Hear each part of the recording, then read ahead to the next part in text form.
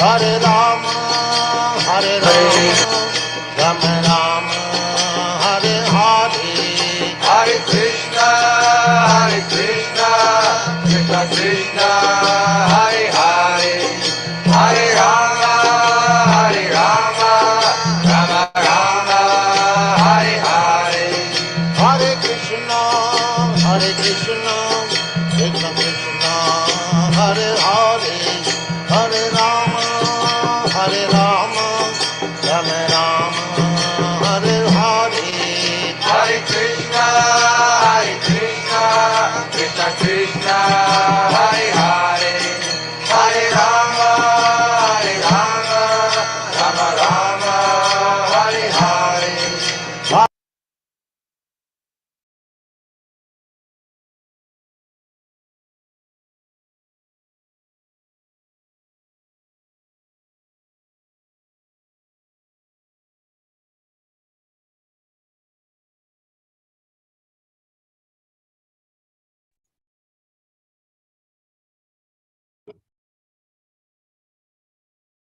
Hare Krishna. Good evening, devotees. Welcome you all. Hare Krishna. My humble obeisances to all assembled devotees. So thank you all for coming to this Bhagavad Gita course, Gita Made Easy. We will going to discuss Bhagavad Gita, 18 chapters in 18 weeks. So welcome you all for this program where we'll be going through this 18 weeks journey of wisdom from the teachings of Bhagavad Gita. And today is a very, very auspicious day. Today is an Ekadashi day. So it's good to start such auspicious things on this day.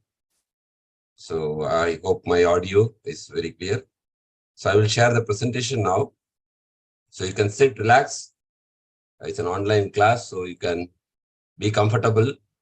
And we are going to discuss for about an hour now, from chapter 1, from introduction from Bhagavad Gita and chapter 1 today.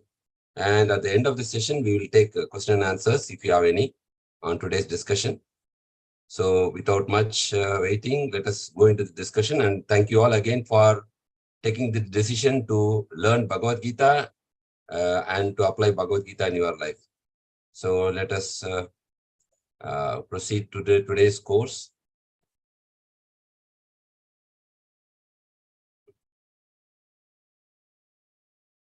So this course, how we are designed is, we have 18 chapters in Bhagavad Gita. So every Friday evening 6 p.m. to 7 p.m. Kuwait time, we'll be having 1 hour session. In Indian time, it's 8:30 to 9:30 online. And the concept is go through Gita and then grow through Gita. So this Bhagavad Gita is based on the teachings of His Divine Grace, A.C. Bhaktivedanta Swami Srila Prabhupada, Founder Acharya of International Society for Krishna Consciousness. So you can always go back to Bhagavad Gita as it is by His Divine Grace Bhaktivedanta Swami Srila Prabhupada's books, purport and translation for more clarity on this subject. Because as we know, Bhagavad Gita is having 700 verses. So we are not going to go through each verse because we cannot go, it takes so much time to go in deep. But so we are going to see on a theme based, each chapter we are going to see based on the themes. So let us first offer our obeisances to the lotus feet of the Supreme Lord Sri Krishna, that He may guide us, bless us, and also enlighten us with the wisdom of Gita. And also you all please take the sankalpa that all these 18 sessions you should be able to attend by His mercy without fail and get enlightened at the end of this session with the teachings of the Lord.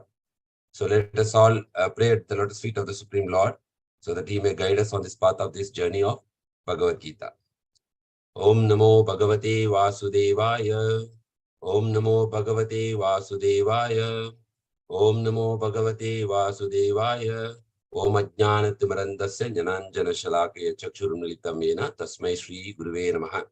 Shri Chaitanya Manobhishtam Stapitam Yena Bhutale Swayam Rupa Kadamahim Dadati Swavadantikam Vandeham Shri Guru Shri Utapatakamanam Shri Guru Vaishnavamscha Shri Rupam Sagrajatam Sagana Raghunathanvitam Tam Sajivam Sadvaitam Savadutam Parijana Saitam Krishna Chaitanya Devam Shri Radha Krishna Padan Sagana Lalita Shri Vishakanvitam Cha.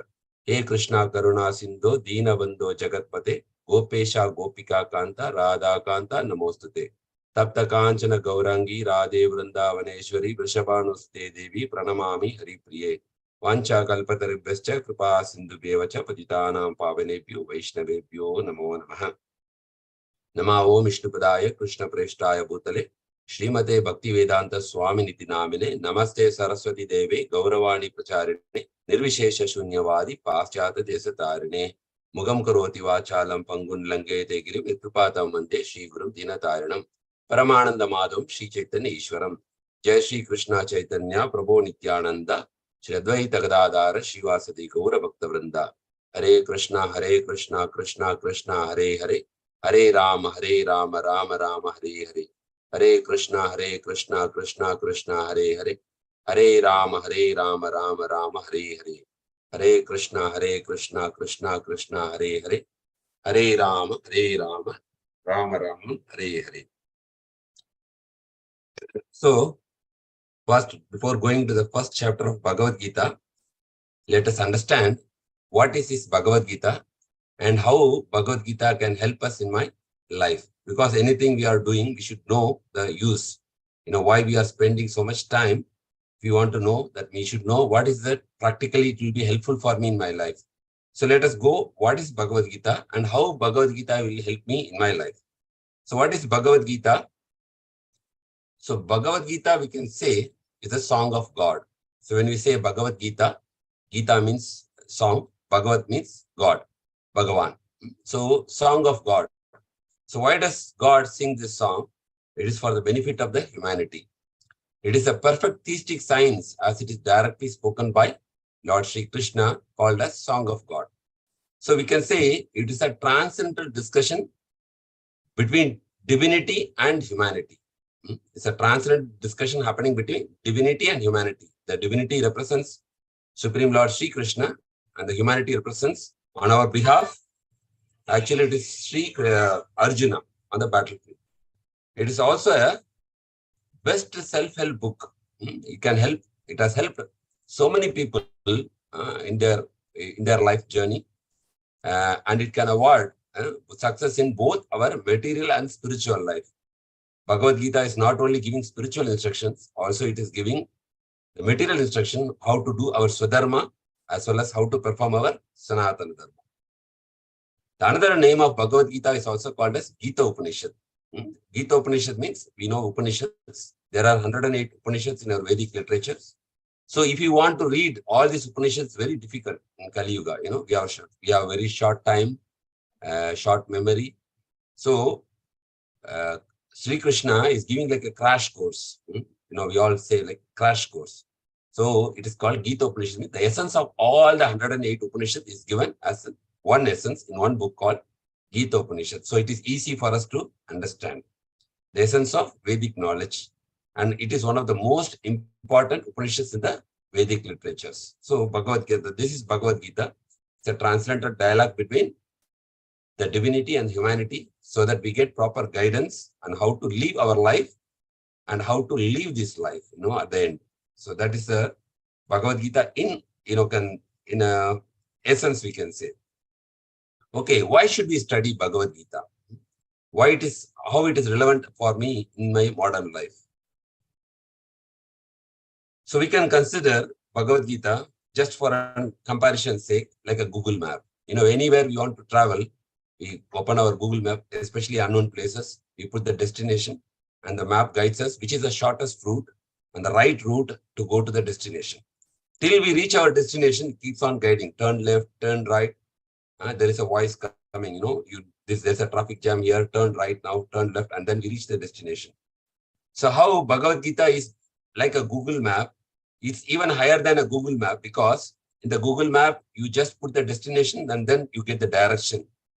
But Bhagavad Gita not only shows you the direction, but also gives you what is your right destination in life, where you are heading towards. So that's very important. We may travel at a very high speed on the road, but if we do not know our destination, then we will land up in the wrong place. So Bhagavad Gita provides both destination as well as direction. So it is not like Bhagavad Gita is not like a spare wheel, which we'll take at the time of emergency. It is like a steering wheel. Constantly we use to navigate around our life journey. So it's not a spare wheel, but it's a steering wheel. So it is not a one-time exercise. It is a constant guiding force which can guide us in our life. So the scripture says that asatoma sadgamaya. If you take our life map, it's saying that we are in a journey of life. Whatever scriptures you take Bible or Quran or Gita, it all says that human life is a great journey. From a temporary life, we are marching towards an eternal life by taking these scriptures. Tamasoma Jyotirgama. From darkness, from ignorance, we are marching towards light. That means from darkness or from ignorance, we are going towards wisdom. Towards light represents wisdom, stability in life, stability in our mind. Mrityumva amritam gamya. So from the repeated cycle of birth and death, which we do not want in our life, we are progressing towards something called deathlessness in our journey of life. So asatoma satgamaya, tamosoma jyotirgama, mrityumva amritam gamya. So this is the life map which Bhagavad Gita is actually guiding us from a temporary life to a life of eternity, from the darkness towards the light, from death to the deathlessness in our life journey. So if you see, this Bhagavad Gita has changed innumerable lives of many people. So it is definitely by the grace of the Lord, it's going to change our lives too for a better, positive way. If you see the whole Bhagavad Gita book, in the beginning, the book starts with confusion. Beginning, Arjuna collapses in the middle of the battlefield with so much of confusion and emotion running within his own mind. What happens as a midst of this confusion and emotion? He starts questioning about life. What is the purpose of my life? What is the meaning? What should I do now? So he is selecting Krishna as his guide, and he starts posing his enquiries. In the middle section of Bhagavad Gita is full of enquiries. It's full of question and answers. It said that human life is full of question and answers. The child asks so many questions to the parents. The parents try to answer. As much as the child asks the questions, its knowledge is developing. So Bhagavad Gita is also full of question and answers, where Arjuna is posting the question and Krishna is answering the questions. So the middle section of Bhagavad Gita is actually full of question and answers, where Krishna is speaking and Arjuna is asking. After all these question and answers, what happens? How the confusion started in Arjuna, he starts getting clarity. At the end of Bhagavad Gita, Arjuna smiles. He's having clarity what to do now. He knows what to do, what is right, what is wrong. He gets all the clarity by Krishna's answers. The same way, we may also have so much confusion in our life. We do not know. Some person says do like this, some person says don't do like this. So we are also having so many queries in our life from our childhood. Sometimes we get right answers, sometimes we get wrong answers. By the scriptural guidance, we are also going to get proper guidance through Sri Krishna. So the purpose of Bhagavad Gita is to deliver mankind, humanity, from the nescience of material existence, from our struggle for material existence. They say this life is like a constant struggle. The toughest always survive. Like if you see in a jungle, the toughest animal, strongest animal survives. So the material life also, unless we are tough, we will be, it's very difficult to succeed in life. So from this struggle for existence in this humanity, we are going to get delivered by the knowledge and wisdom of Bhagavad Gita. So this is all in the introduction. So first we will see into the setting of the scene, how this whole Bhagavad Gita scene is unfolding in front of our eyes. As you know, in Srimad Bhagavad Gita is part of Mahabharata. It's not an individual book. It's a section of Mahabharata, and it was composed by Maharishi Vedavyas. He was dictating, and Ganeshji, Lord Ganesha, he was actually transcribing it. He was writing as Maharishi Vyasadeva was actually dictating it. So it was composed 5,000 years ago. That means you can say in the beginning of almost like beginning of Kali Yuga, at the end of Dwapara Yuga, and almost in the beginning of Kali Yuga, this was composed. It appears as an episode of Mahabharata, and it is treated as the greatest philosophical religious dialogue just before the war.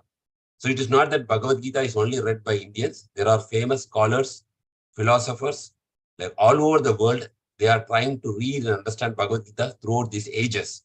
And many got inspired. So Bhagavad Gita is inspiring many people. And it was spoken by Lord Sri Krishna, the Supreme Personality of Godhead, spoken to an Arjuna, who is a devotee and a friend to Krishna. So I said this is a transcendental discussion between divinity and humanity. So if you know the Mahabharata history, Bharata means it represents Bharat Varsha. Mahabharata means the greater history of India or Mahabharata. That's why Maha means great.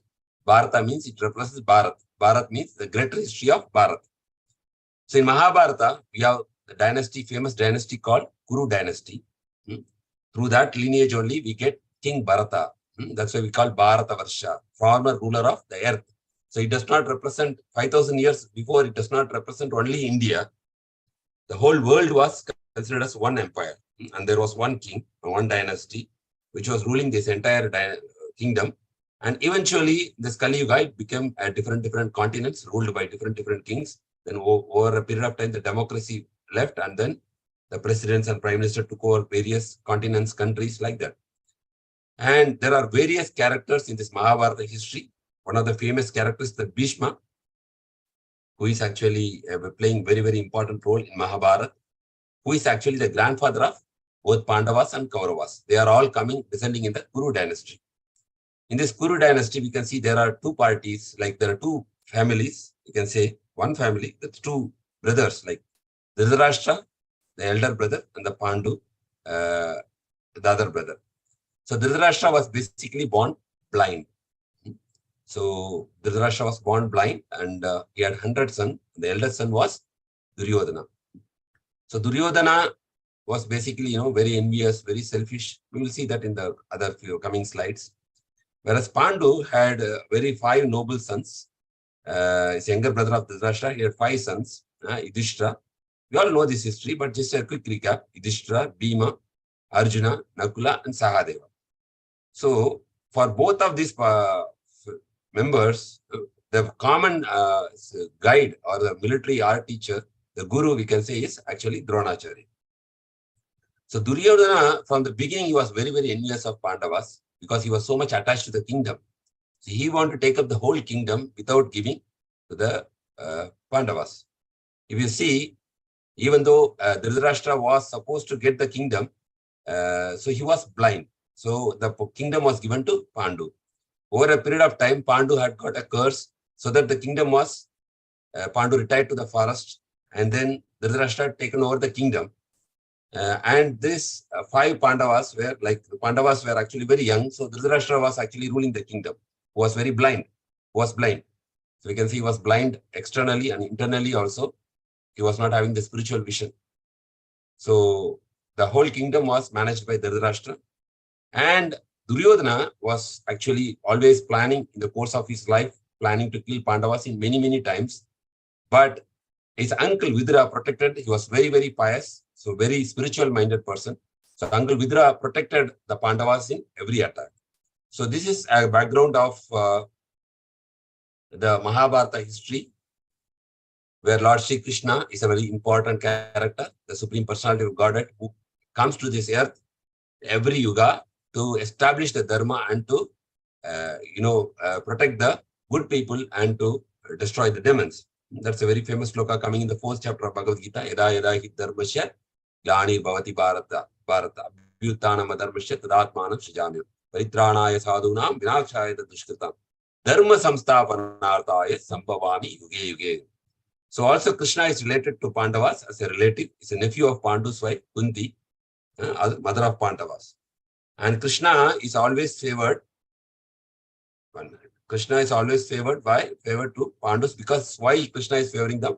Because they are on the side of Dharma. God always supports who are living on the righteous side. And he always descends to the material world for protecting the Dharma. So as a creator of this universe, you always want to see that the righteous things always prevail. As like a company CEO, if something goes wrong in the company, he intervenes to correct the situation. Like that, Lord Krishna always corrects the situation by establishing Dharma. He descends to this material world as a king. He ruled the kingdom of Dwaraka for many years. And the history of battlefield of Kurukshetra, so we know the history, we all know this, that Duryodhana, intelligently called the Pandavas in a gambling match because he wanted to usurp their kingdom. So by his uncle Shakuni, he cheated them in the gambling match, cheated and took all their possessions, including the wife of the Pandavas. That was a trickery. And they tried to insult Draupadi by trying to disrobe in the assembly of the kingdom. So finally Krishna saved her, and then finally the Pandavas accepted their defeat, and Krishna saved by giving unlimited sari to Draupadi in the assembly and forced them to exile for 13 years of exile. So the Pandavas accepted the exile because they were defeated in this gambling match. As a Kshatriyas, they accepted the defeat, and then they went to the forest. There were a lot of things happened in the forest. 13 years successfully as per their this thing. They returned back after the exile. Pandavas, because their Kshatriya dharma is to rule the kingdom. So as a Kshatriya, they are all Kshatriyas. They came and requested to give back the kingdom as agreed earlier. But Duryodhana, he was not fair in the deal. He bluntly refused. He told, I will not give you any kingdom. All this kingdom is for me. It exploits. He wants to exploit. So he's expressing his selfish attitude. Even though it is the right of the Pandavas, he refused to give that. So what Krishna did, he went as a mediator before the Kurukshetra war. He went as a mediator for peace. So we cannot say that Krishna incited the war. Krishna tried his best to avoid this war. He went as a mediator, as a peacekeeper, and he discussed with Duryodhana and Dhritarashtra that at least give them 5 small villages. If first he asked for the kingdom, they refused. And he asked, they are Kshatriyas, they should rule this kingdom. So at least give them 5 villages so that they will rule it. But Duryodhana said, not 5 villages. I will not even give a pin drop of land to them. So he refused. So there was no other way except going for a war. Because war determines, war is not a good thing, but war determines who will win. So unfortunately, it was evident that the war has to take place. And before the war, even Krishna wanted to decide on which side he has to go. So one time when Krishna is in this palace, Duryodhana is also approaching, because everybody knows Krishna is very powerful. So Duryodhana is approaching, and after Arjuna also approached Krishna for help. Duryodhana is approaching Krishna, and Arjuna also approaching. So Krishna was sleeping in his palace. That time when he is waking up, he is seeing Arjuna near his feet. He's standing there with the folded hands, and Duryodhana actually is seeing near his head. He's just seeing.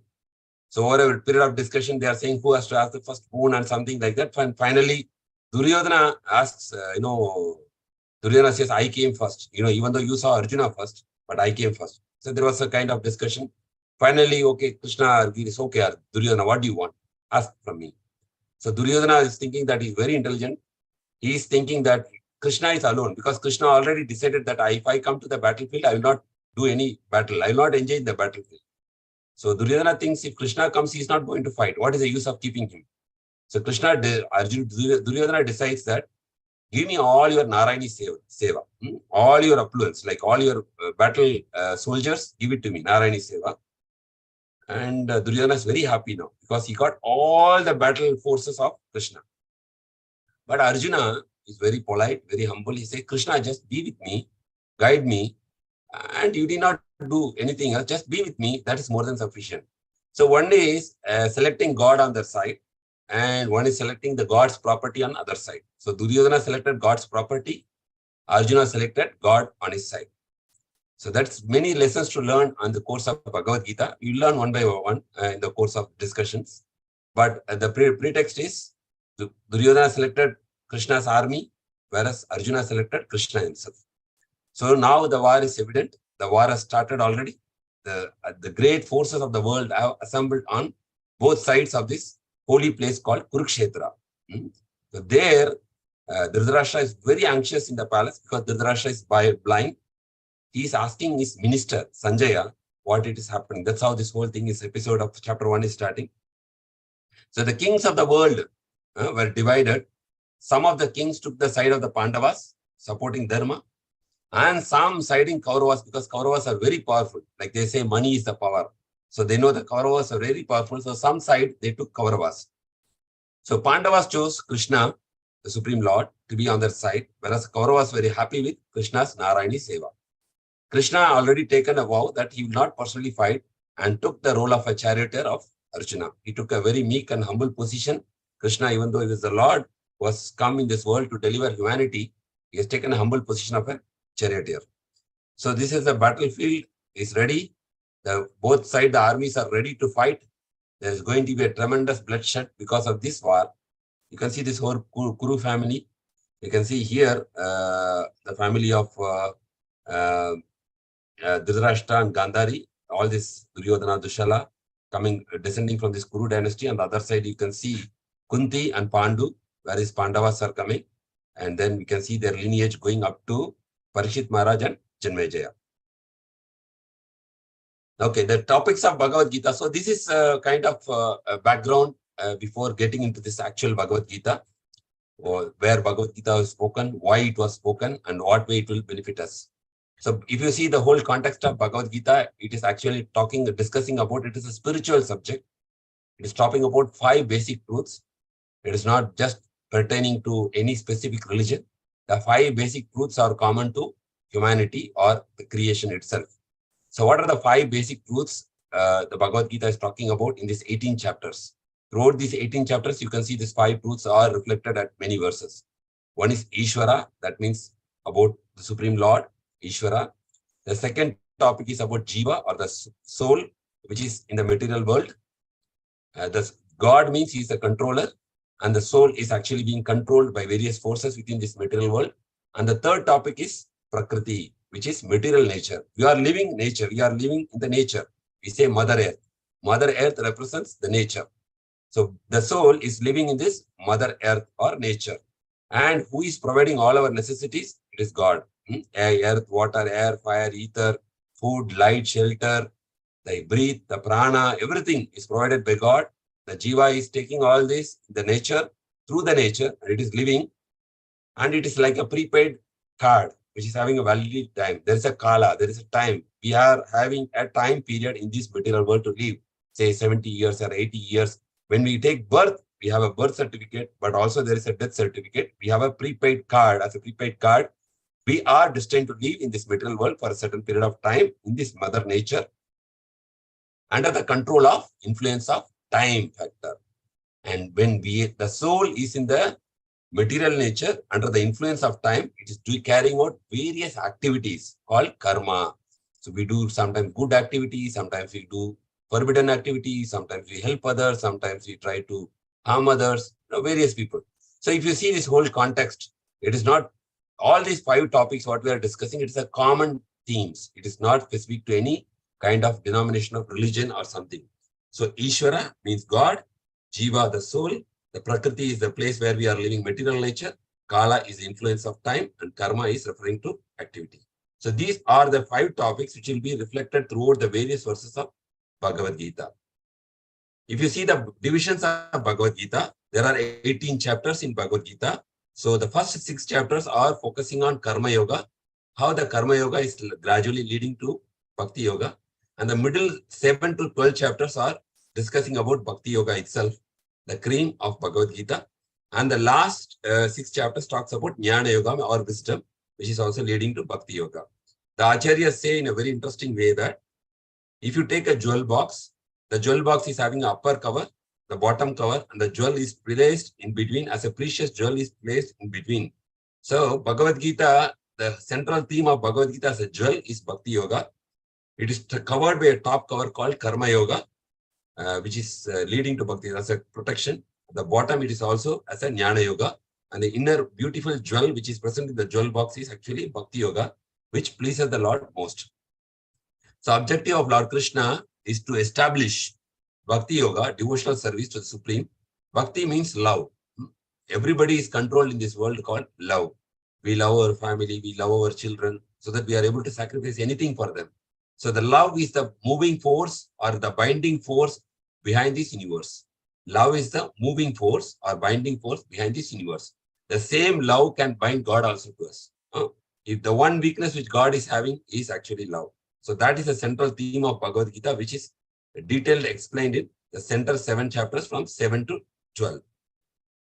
And we see in these 18 chapters of Bhagavad Gita, there is 700 verses in Bhagavad Gita. If you see, Lord Krishna is speaking about 574 verses. So if you see, the majority of Bhagavad Gita is spoken by Supreme Lord Krishna himself. And Arjuna's question is about 84 verses in Bhagavad Gita. Not only questions, he also gives some conclusions also. So Arjuna speaks 84 verses, Krishna speaks 574 verses. Sanjaya, who is actually able to see the war field from the far, Sanjaya got this benediction from his guru, Vyasadeva, that he can see what is happening in the distant places. Like if there is a cricket match, we are seeing through the television. Like that, Sanjaya is able to see what is happening in the battlefield, like a television. And this whole Bhagavad Gita is actually spoken to Dhritarashtra. And this whole Bhagavad Gita is actually coming in Mahabharata. In Mahabharata, we can see there's a discussion between, we can see it is Janamejaya and we can see the other stage. There's a discussion. So Dhritarashtra is only asking one question in the beginning of Bhagavad Gita. Then Sanjaya is replying. Then the discussion goes with Arjuna and Vaishampayana. So Vaishampayana is discussing with Janamejaya. Janamejaya is actually the son of Parikshit Maharaj, the lineage of Guru dynasty. So this Mahabharata, the discussion is between Janamejaya and Vaishampayana.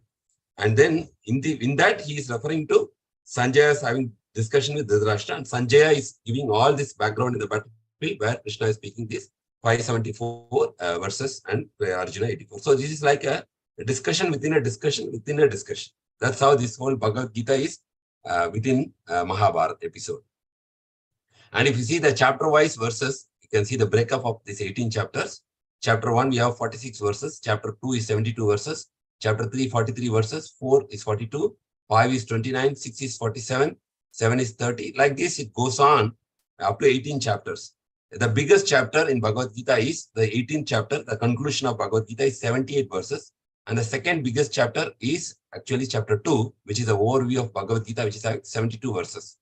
Basically, chapter 1 is like a beginning, introduction of Bhagavad Gita in the battlefield. It purely focuses on the battlefield.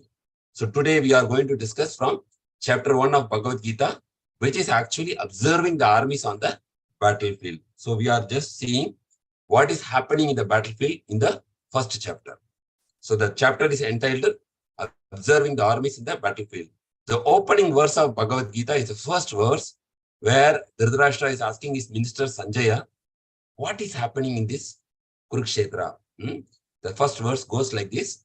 Dharma kshetre Kurukshetre samaveda yuyutsavaha mamaka pandavas chaiva kim akurvata Sanjaya. So Dhritarashtra is asking, oh Sanjaya. Sanjaya is after my sons and the sons of Pandu. So he's saying my son means he's giving so much preference to his own sons. And the sons of Pandu, oh my brother's sons, assembled in the place of pilgrimage. Because Kurukshetra is actually a very holy place. Why it is a holy place? Because it is called as Dharma Kshetra. Because you know, if this is coming in the lineage of Kuru one time selected this place, this place Kurukshetra, and he plowed this whole field, and for the purpose that anybody doing anything in this field, only Dharma should win. That time Indra also interfered with him, and there was a lot of discussion with Indra and Kuru, and he said that, given the benediction that yes, whoever is doing this place, they will all come to me. They will go to the higher planets. So it is called as a Dharma Kshetra, and Dharma Kurukshetra is also called as Dharma Kshetra, where Dharma only will win. Adharma will not win. That's kind of special blessing that place has received. So here now Dhritarashtra is very anxious because it is Dharma Kshetra. It is a place of Dharma, whereas his son is actually siding on Adharma side. What will happen? He's so much anxious. So out of his anxiousness, he's asking with his minister, can you please help me to know what is happening there at Kurukshetra? Deciding to fight. Both parties are there in the battlefield. What are they doing now?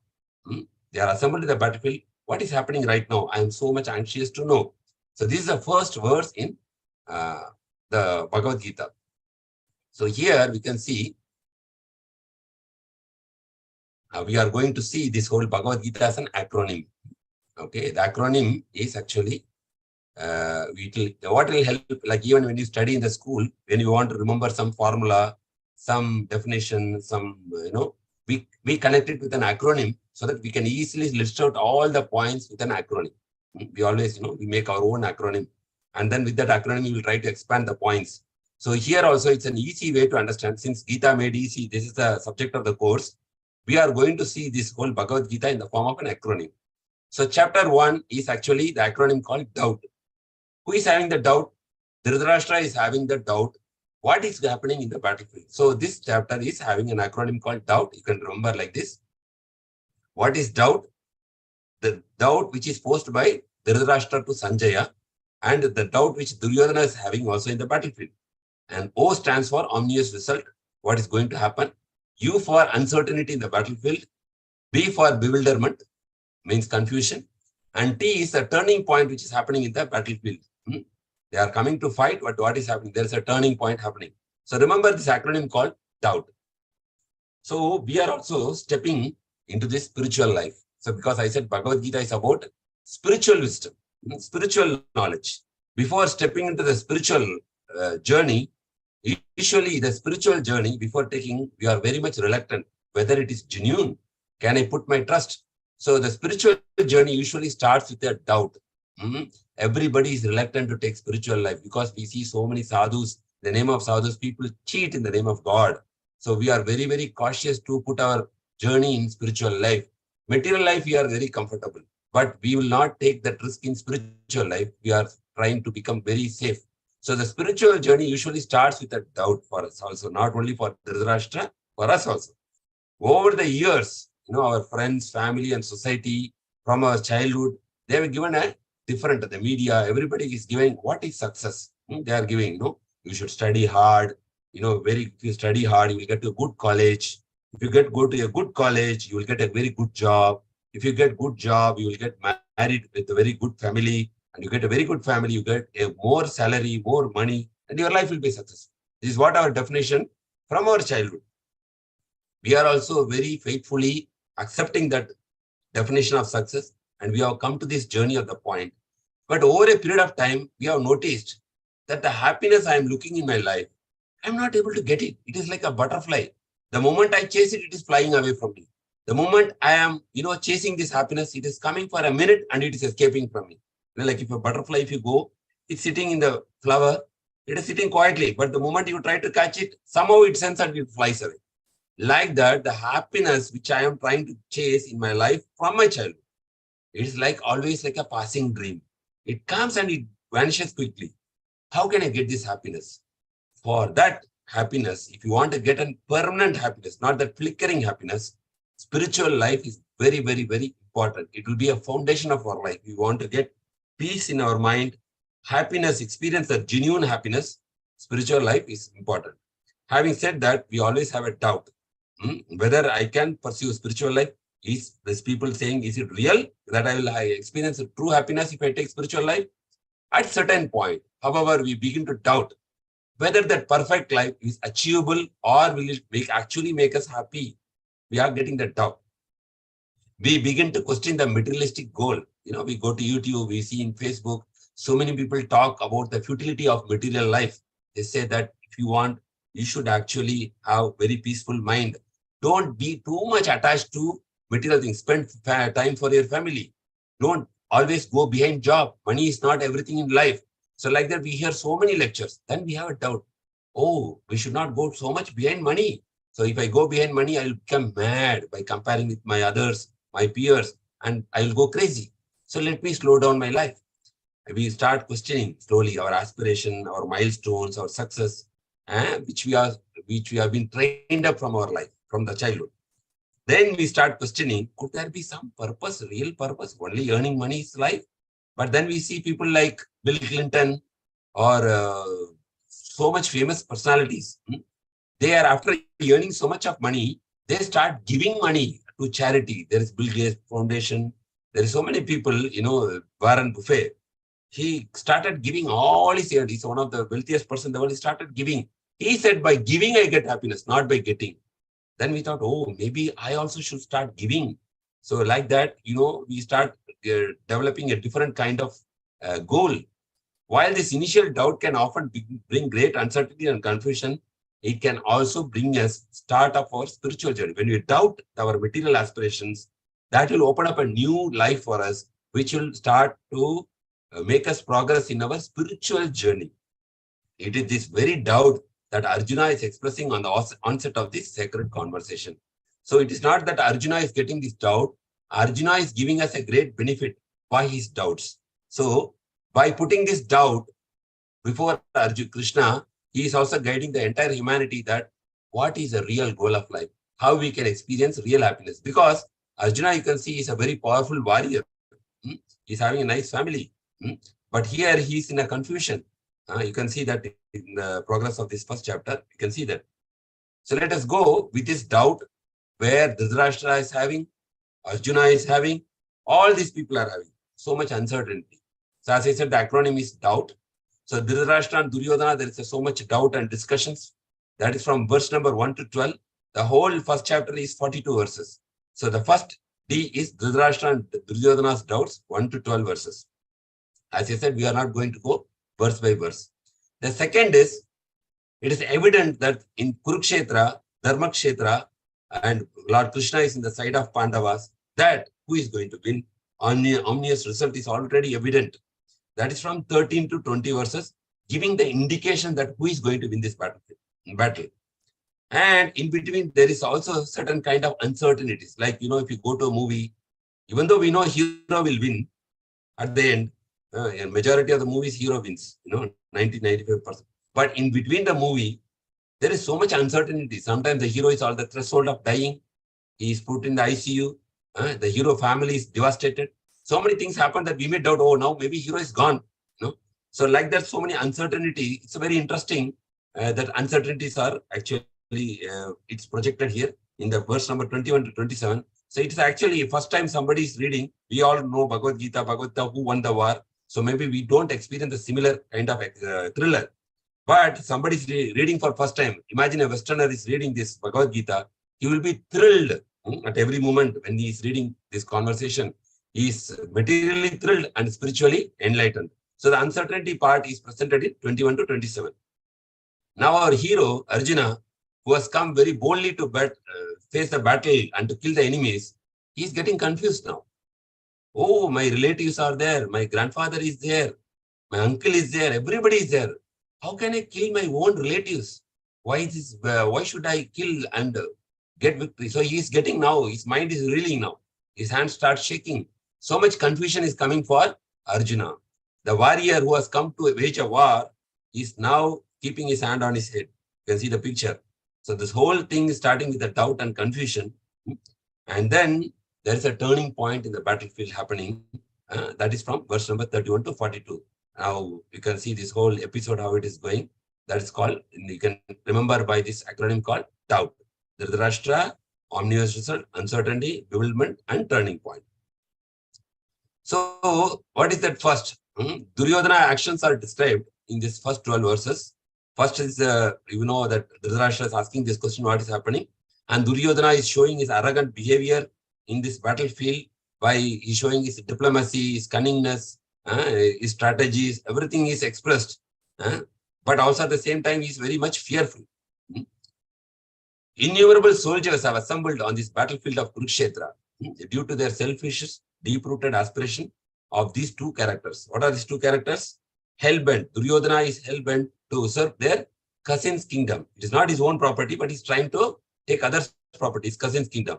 Sitting in the palace, King Dhritarashtra inquires about his latest events in the battlefield, while his son Duryodhana is in the battlefield boasting, firing up his army, motivating his army, and prepares for this fratricidal war.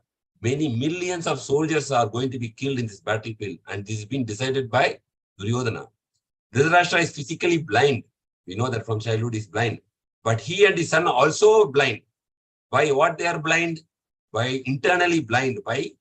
They are blind by greediness, because they want others' property. By envy, because Duryodhana, even though he has all the wealth within him, all the kingdom within him, But he don't want to see the Pandavas flourishing with their kingdom.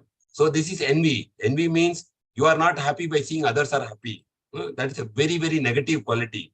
You are happy, you should be happy when others are happy. But Duryodhana is not happy when he's seeing Pandavas are happy. So he wants to strip them of every affluence and he wants to make them as beggars. When one's mind set resolves with I, me and mine, that means basically selfishness. I am the topmost. I am the greatest. Everything is mine in this world. God created this world for everyone, not only for one person.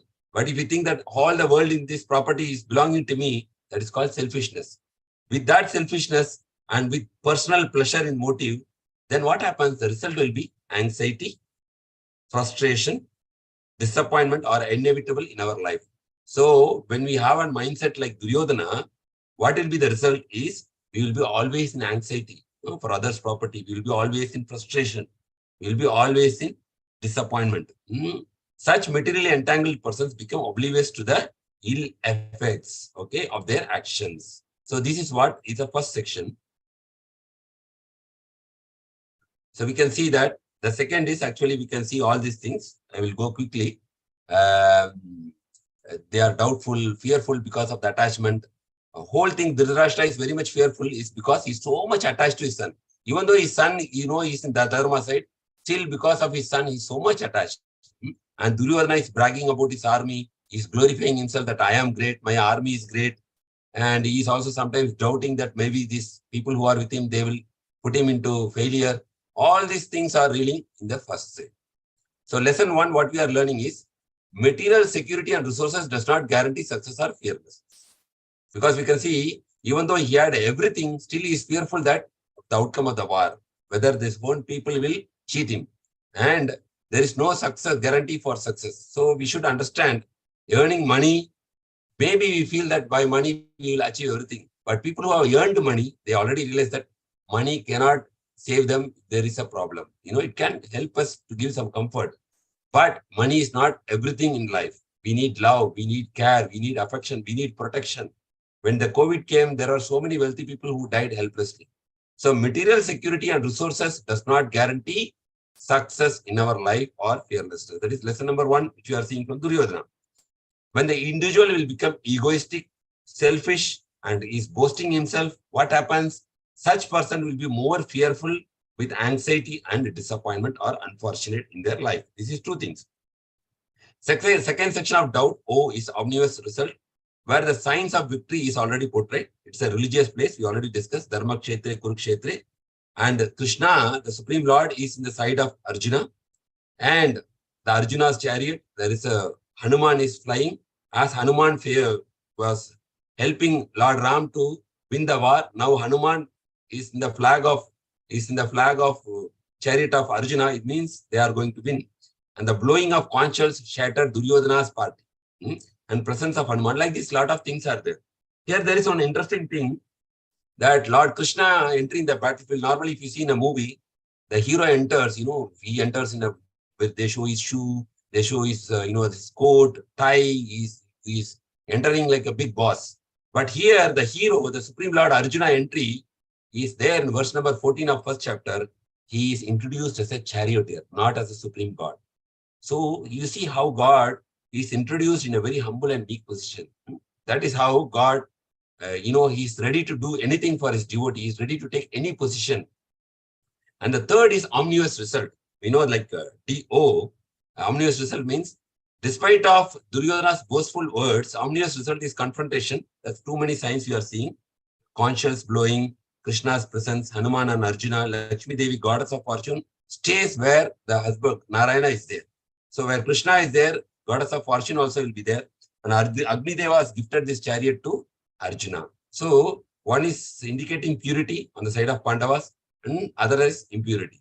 So those who stand on the side of purity and integrity will always emerge victorious. So if you protect Dharma, Dharma will protect you. This is the message. Omnivorous result means because the Pandavas are on the side of Dharma, Dharma will protect them. So for us also, if you are on the side of Dharma, Dharma will protect us.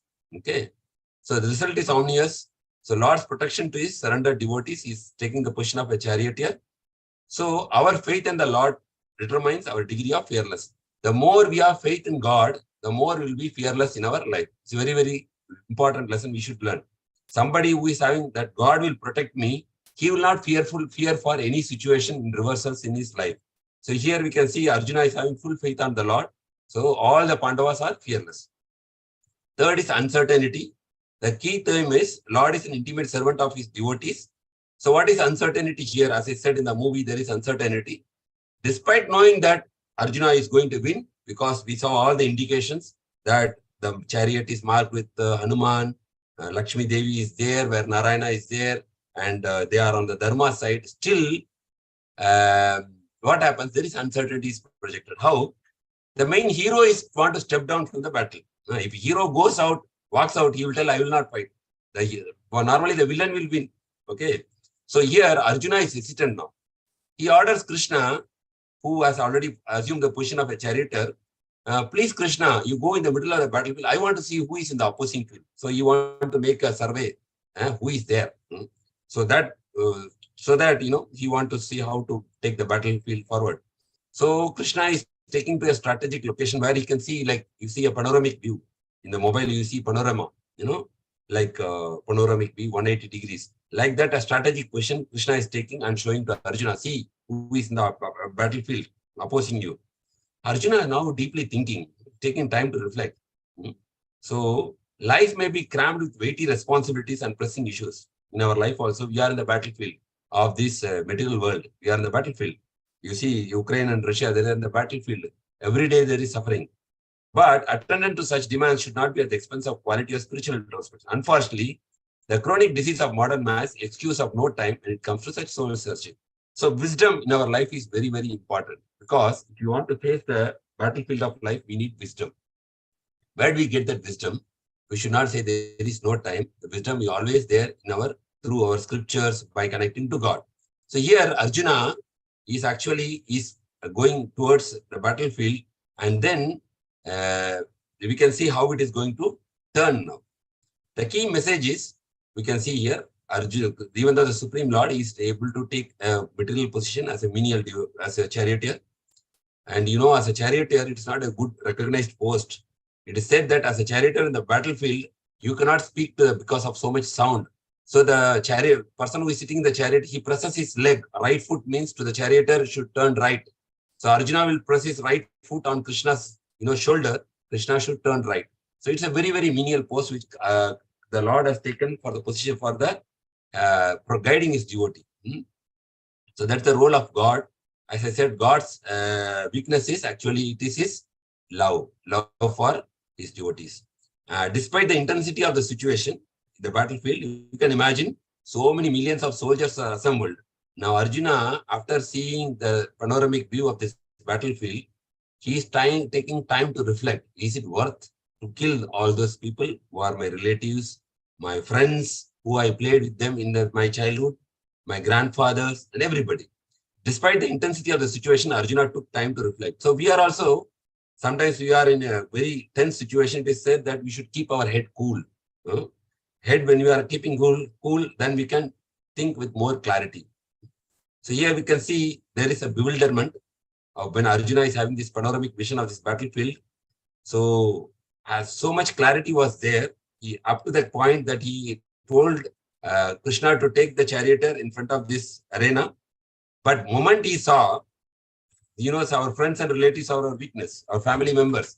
The moment he saw the family members opposite, all his childhood memories started coming. My grandfather, when I was playing, he protected me, he took me, he played with me. He was so much showing his love and care and affection. He's standing with me in front of me. How can I kill him? I'm not such a hard-hearted person, stone-hearted person. Just all my relatives I'll kill just to win this kingdom. So all these things are coming. The illusion comes here because Arjuna is identifying this is my relative, this is my friend. The moment we identify everything with myself, the illusion starts coming, because it is said that God created this world, everything is the property of God. But the moment we try to identify it is my, then slowly the illusion starts working on our mind. So the bewilderment starts.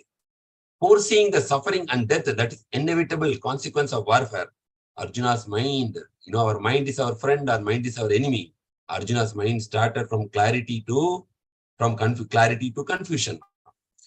Before he was clarity, he decided I will fight this battle. But now with that clarity, with seeing all his family members, my family, he started in confusion. At this stage, bereft of broader spiritual vision, his uncertainty intensifies and he becomes completely bewildered, confused, baffled to what I should do now. I do not know what I do. When one lacks an understanding of his spiritual identity, when we do not know who we are also in the same soup, confusion. His relationship with God and the fundamental purpose behind this world, why this world is created. One inevitably becomes disturbed and frustrated by life's challenges. This we should always understand. If we do not know who am I, we do not know what is our relationship with God, the creator, and we do not know why this world is created. Three things. One will eventually become disturbed and frustrated when they will meet with life challenges. This is we can write down for sure. If you don't have a goal, ambition, our role, our responsibilities. Even if you join a company, if you do not know your roles and responsibilities, you will be confused in a big company. So we are entering this world as a small baby.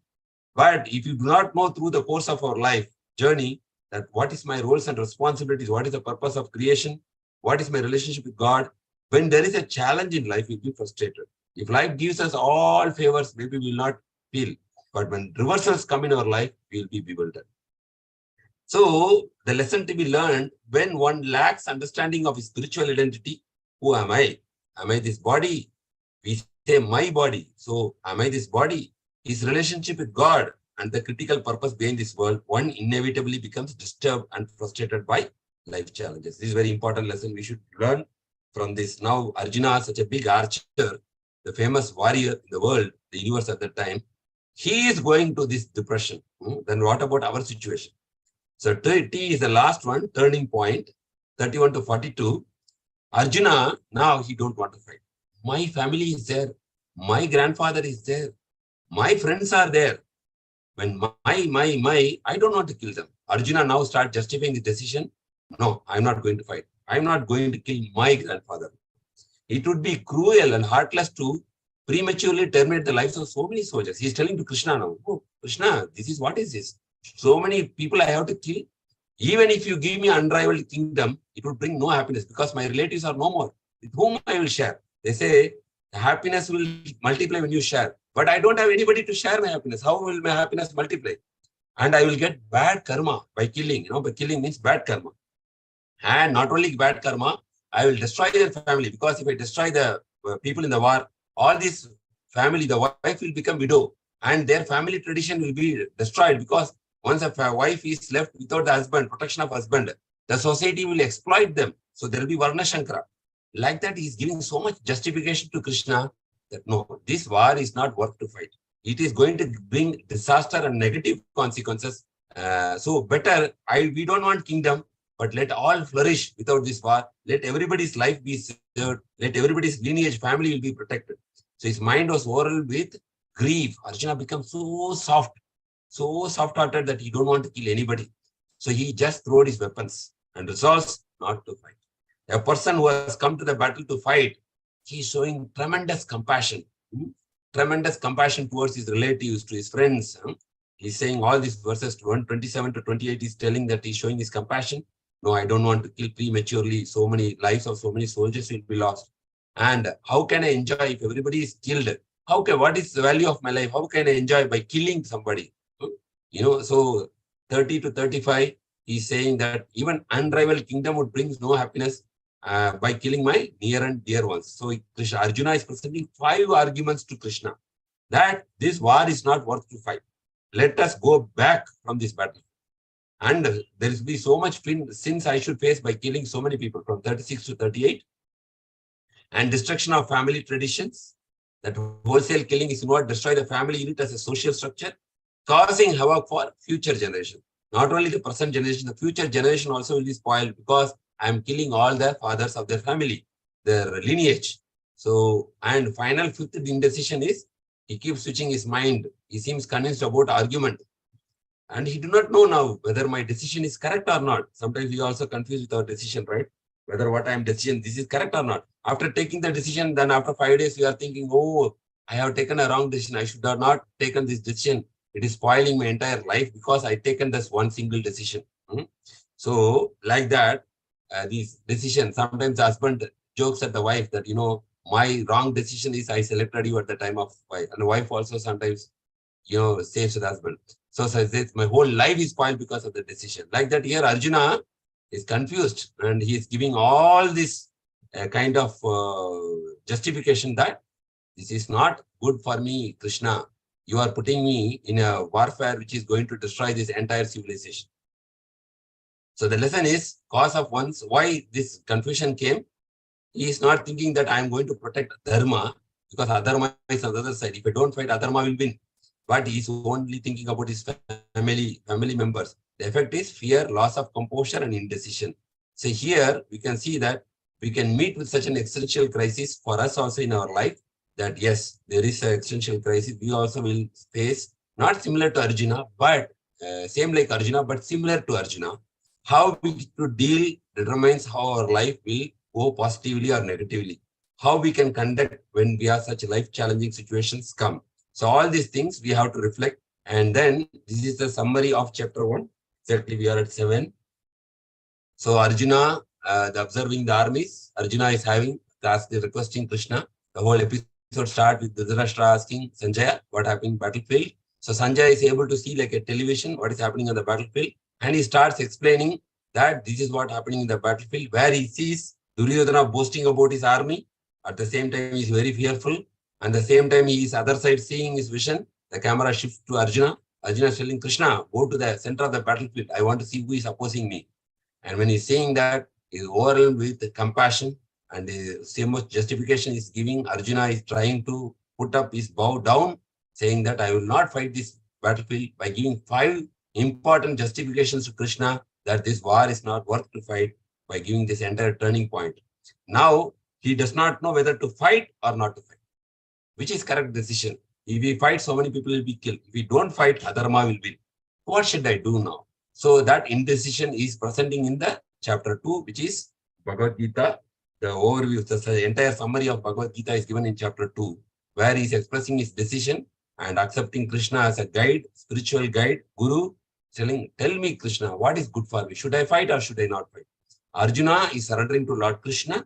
And then the actual Bhagavad Gita starts from 2nd chapter, where Krishna is giving the guidance, revealing the knowledge. As we said, what is our real identity? What is our relationship with God? What is the purpose we are living here? What is the purpose this world is created? What is our destination? What is the direction to our destination? All these are started revealing from the chapter 2 up to chapter number 17. And the 18 is the summary of the entire Bhagavad Gita, what is spoken. Because the teacher, after presenting, he will give the summary. So Krishna is giving the summary of whatever is taught, this whole from 2nd chapter to 17th chapter and the 18th chapter. So this is the summary of chapter 1. And from chapter 2, we will start the Bhagavad Gita, teachings of Bhagavad Gita, the wisdom of Bhagavad Gita, which will help us to understand our identity, our goal, and the purpose of this creation. Hare Krishna. So with this, we are ending. We would like to give the credits. I have compiled these materials from various sources, like Gita Live from His Holiness Swami Bhagavan Keshava Swami, Eval Pune by His G.S. Madan Gopal Prabhu, studygita.com, and His Grace Amritananda Prabhu sites also. So thank you all. If you have any questions, comments, suggestions, if my audio is not clear, or if I am going fast, or if you have any questions on today's discussion of chapter 1, please feel free to unmute yourself and express your concern. Hare Krishna. Hare Krishna, Hare Krishna, Krishna Krishna, Hare Hare, Hare Rama, Rama Rama, Hare Hare. Srimad Bhagavad Gita ki jai. Yes, you have the capability to unmute yourself. So that option is there. Please feel free to unmute. I can see somebody has raised his hand. So, it's okay. Yes, so please, I hope this journey of this was interesting. And if you want, you can put it in the chat box also. If you have any suggestions to improve also, please feel free to say that. The real Bhagavad Gita starts from the next session. It will be more interesting. to know what Lord Krishna, because till now Lord Krishna did not speak. The Lord Krishna was only introduced as a charioteer so far. So he will start speaking from chapter 2. Hare Krishna. So please, any questions or any comments, please feel free to express yourself.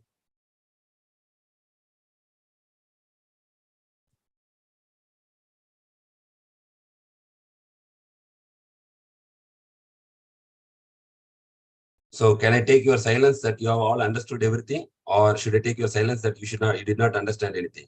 Which is Hare right? Krishna, Prabhuji. Hare Krishna. Prakash Hare. with you.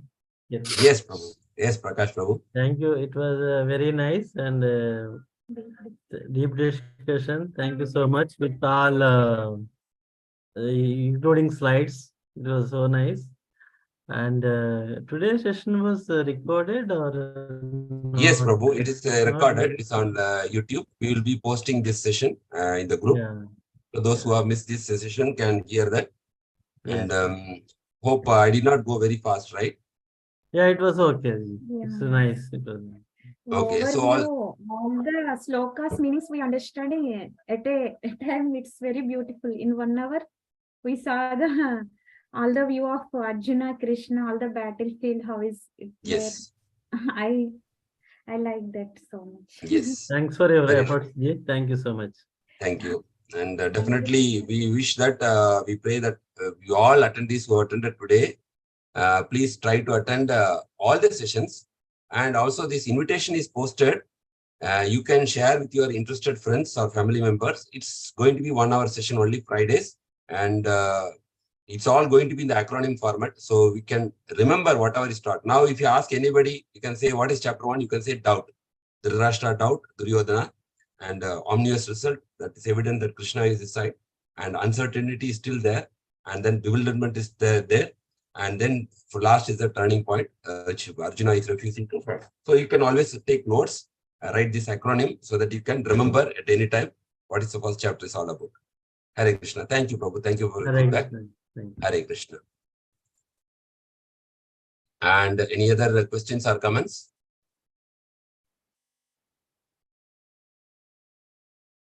Okay. So if there are no questions or comments, I will ask one question. How many verses are there in Bhagavad Gita first chapter? 46. 42. 42, which is the right answer. But in your this 42. one is showing 46. 42. I also had doubt actually. I note down that.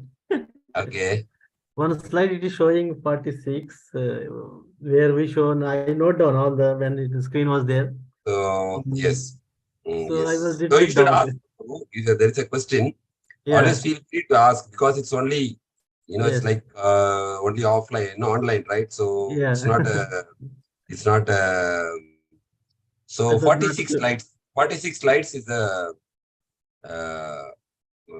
right. 46 verses are there in first chapter. Yeah. So you can see here that you can see here chapter 1 is actually 46 verses. Okay. Hare Krishna. Here we saw it's 46, but when you explaining that time, the Yes, in the acronym, right? yeah, acronym it was 42. That's why. No, that is actually speaking with the context. That what is in this context of these verses, what is the subject, like the turning point. Yeah, I understand. Maybe the other 4 verses is actually like Arjuna is shivering, his Gandhiva is trembling, is like his mouth is perspiring heavily, and all those symptoms are given. So this is based on the theme. It is presented by the verses. Actually, it's 46 verses. Yeah, that's why. Clear, Ji. Thank you. Yeah. Thank you. So any other questions or comments? Okay. So some yes, Namaste, Hare Krishna. sorry. Those 47 verses. Sorry, 47. And the last verse says, Evam Utvarjuna Sankhe. Yes. Is that 47? Actually, Mataji, 46 verses. You are right. The verse is right. Evam Utva Arjuna. That is 46th verse.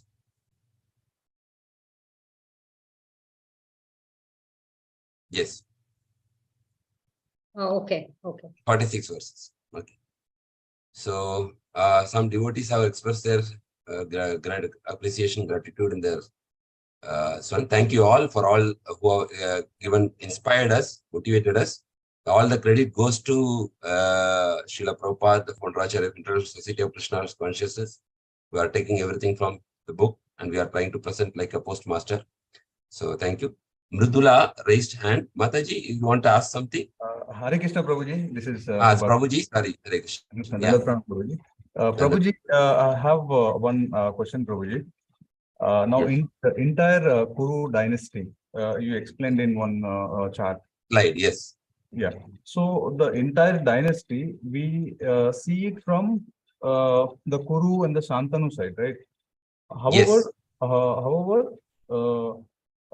it is actually coming from Parasara Muni and Vyasadeva, right? Yes. You are right, Prabhu. You are right. So there's a big lineage, but we cannot present, like if you see the tree, if you take, you cannot accommodate even in a slide, you know. So because it's say that's Guru dynasty, of course, what you are saying, it's coming from the, there is one more chart which is having this, whatever you are saying, like from Parasara Muni and all those things, Veda Vyas and all these things. So that chart is there, but it's huge. If you share it in a presentation, you cannot really see that, like what we are seeing now. We cannot see because it will be so small. So that's why it's we started from this slide, like from the Kuru dynasty, because this is because we say that Kurukshetra, how this King Kuru was involved in the establishing this Kurukshetra. That's why we started from this Kuru dynasty. Okay. Okay. So can we consider that the blood relation perspective, they're all coming from Vyasadeva and Parasara Muni, not from the Shantanu side? Is it right understanding, Prabhuji? Now let me actually share you 1 minute. Share this. You are able to see the slides, right? Yes, Prabhuji. Yes. So you can see this. Okay. So if you see Kuru, you are able to see the slide? Yes, Prabhuji. Yeah. Okay, you see from Kuru, you can see Shantanu is there.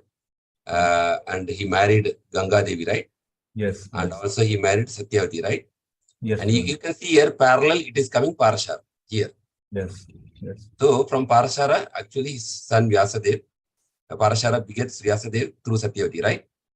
Yeah. So Vyasadeva, with that servant maid, she's begetting Vidura. So we can see from Kuru only everything is coming down. Right? Okay. From Kuru only everything is coming. From the Kuru dynasty, from King Kuru. From there, Shantanu, other all is parallel, you can say. Okay. So from Shantanu and Ganga, Bhishma Pitamaha is coming. And from here you can see that Vyasadeva is in union with all, this Ambika, all these things, like, and then all these personalities are coming. Like Dhritarashtra is coming blind, because we know that, she was closing her eyes when Vyasadeva approached her, because she was having so much fearful. So he became blind. And Yes, then other one was actually looking like, she became very pale. That's why Pandu became, very pale in color, right?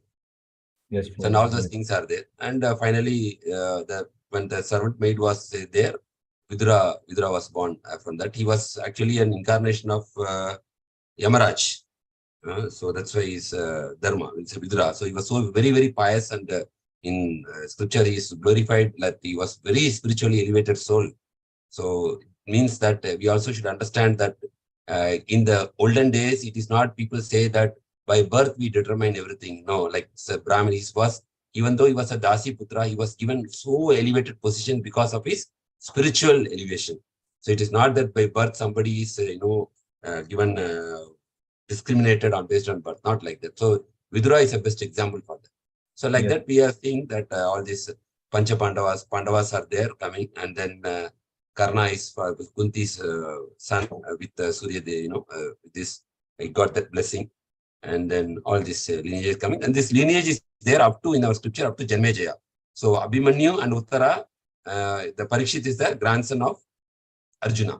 And from Parikshit's son, actually, Janmejaya. So this whole discussion of Mahabharata, where Bhagavad Gita is present, is the Janmejaya and the, I said, no, there's a priest, the Rishi name. What is the Rishi name I was saying? Vaishampayana. Vaishampayana. Thank you. So I am keeping forgetting that name. So all this that the discussion between Vaishampayana and Janamejaya, this Bhagavad Gita is coming. Within that, the discussion is actually the discussion between Dhritarashtra and Sanjaya. With that, this Bhagavad Gita is coming. Hare Krishna. So thank you, Prabhuji. Thank you for explaining so wonderfully. Thank you. Thank you. Thank you for giving your time. And we'll meet every Friday for 18 weeks. Krishna willing, everything should go smoothly. Please all attend, and also we can gain so much insights, wisdom from this Bhagavad Gita. It will definitely help our life in a very positive way, in a very spiritual way. We will get all our proper guidance by Bhagavan. As he's a charioteer to Arjuna, he will also guide our life in this journey of our life. So thank you. Hare Krishna. So any other questions or comments? Okay. So thank you all. Have a wonderful week, safe week ahead. We will meet again coming Friday on same online platform for chapter 2 of Bhagavad Gita. Hare Krishna. Vancha kalpatarubhascha kripa sindhuvyocha patitanam pavanebhyo vaishnavebhyo. Granthara Srimad Bhagavad Gita ki jai. Jagat Guru Maharaj. So thank you. And we'll post the recording session. You can, if somebody has missed, you can check the recording section. Hare Krishna. Thank you, Prabhuji. Thank you. Thank you all. Hare Krishna. Thank you, bro. Thank you. Hare Krishna. Hare Krishna. Hare Krishna.